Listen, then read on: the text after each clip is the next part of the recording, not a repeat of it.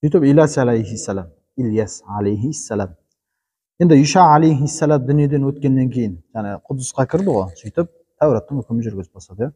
Сөйтіп Иша алейхиссалам дүниеден өткеннен кейін дейді, үкімет екіге бөлінді. Үкімет не істеген? Екіге бөлінген. Яғни ел билігі мен саясат патшалардікі, дін істері пайғамбарлардікі, қолында болған пайғамбарлар. Сөйтіп Израильдердің патшалығында Яхуда ибн Яқубтың ұрпақтары болды дейді. Ал пайғамбарлыққа Лауи ибн Яқубтың ұрпағы иелік етті дейді. Екіге бөлінген жерлер. Сөйтіп күндер өте келе Шам жерінде Израильдердің күпірлігі басым бола бастады қайтадан. Яғни пұтқа табынушылық белең алды.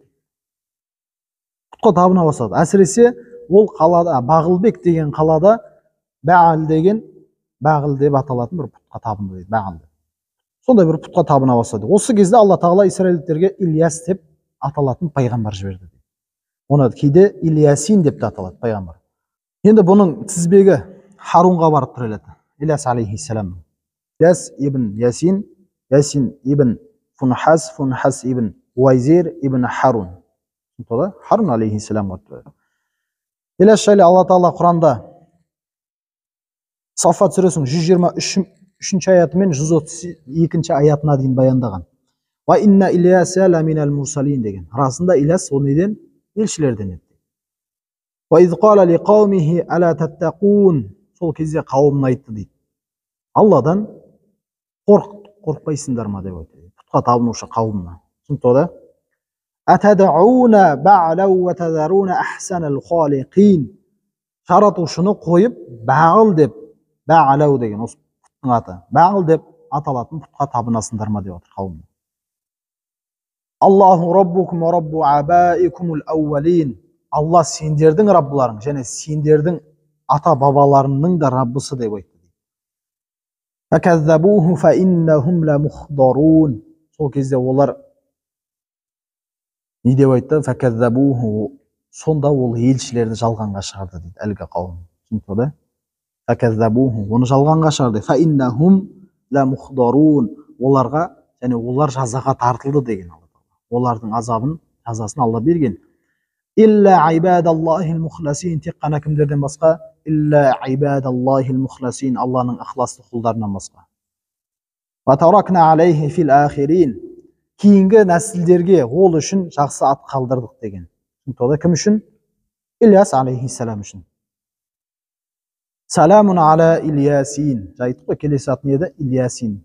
Алла Тағала айтады, саламун ала Ильясин деп отыр Құран аятында. Ильясқа сәлем болсын. Инна казалика наджзил мухсинин. Ізгі амал жасаған істеушілерді, ізгі амал істеуші құлдарымызды осылай сыйға бөлейміз дейді. Иннаху мин ибадинал муъминин. Расында ол біздің ықыласты құлдарымыздан еді деген. Түсінікті? Алла Тағала айтқан жоқ бет, менің ібліс, мен саған барар жолда сенің құлдарыңды асырам дегенде Алла Тағала не деді? Ендеше саған ергендер, сені мен саған ергендерді тозақтан толтырам деді. Бірақ менің ықыласты құлдарымды азғыра алмайсың деді. Түсінікті? Біз қанша өтіп жатыр, пайғамбарлар не деп отыр Алла Тағала? Расында ол ықыласты құлдардан еді деп отыр. Біздерде Алла Тағаладан дұғамызда көп не нәрсе сұрау керекпіз? Раббым бізді ықыласты құлдарынан қыла гөр деп. Және Алланың ықыласты құлы болуға әрекет жасау керек. Енді дінтанушылар мен тарихшылар Ильяс жайлы ешқандай дерек келтірмеген. Түсінікті?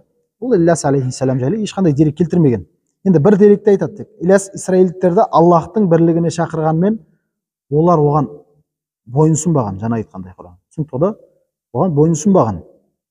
Сосын Ильяс қауымындағы залым патшадан қашып кеткен. Бұл пайғамбар. Түсінікті? Сөйтіп үңгірде 10 жыл тығылған дейді. Қашып. Ильяс алейхиссалам.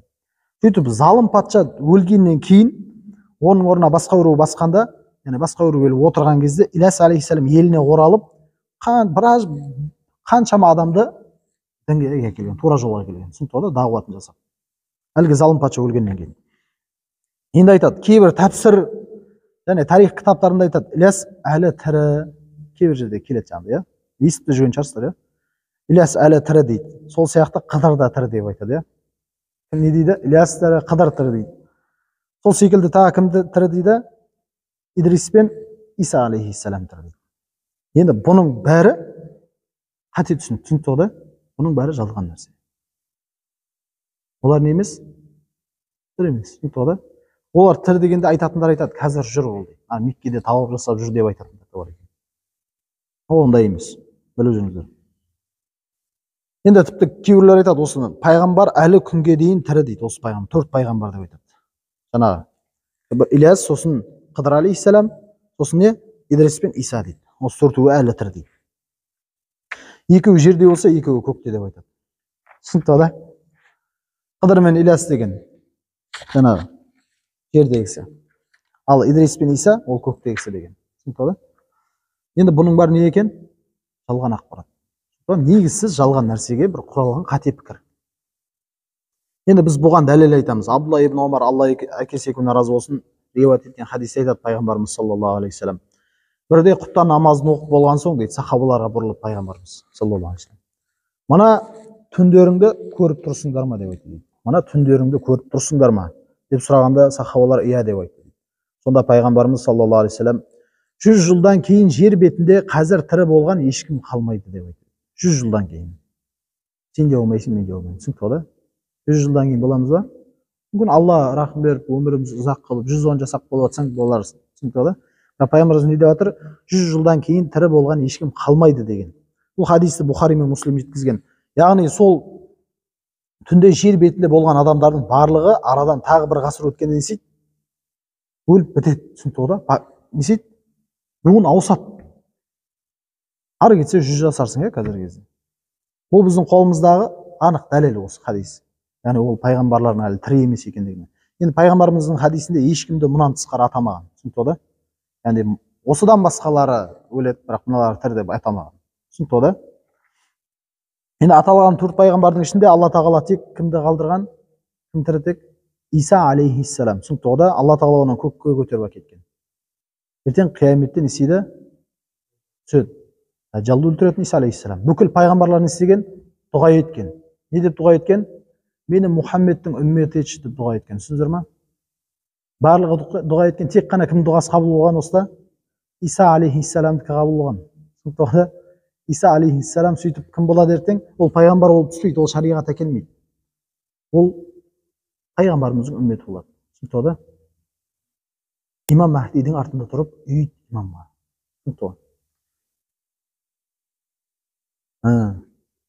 Ал қалған жаңағы 4 дейді, осы қалған 3-еуі өзінің өлімдерімен жан тапсырған. Қалғандары жалған ақпарат. Енді дәл сол секілді Алиясақ деген пайғамбар бар, Алиясақ алейхиссалам. Енді Ильястан кейін исраилдіктерге Алиясақ келеді. Ильяс алейхиссаламнан исраилдіктерге. Көрдіңіздер ме? Бір неде қаншама пайғамбар келген. Бұл исраилдіктер жалпы еркелеген ғой, қатты кеткен. Түсінікті да? Шектен кеткен ғой, Алла тағала қасарса берген әр нәрсесінде.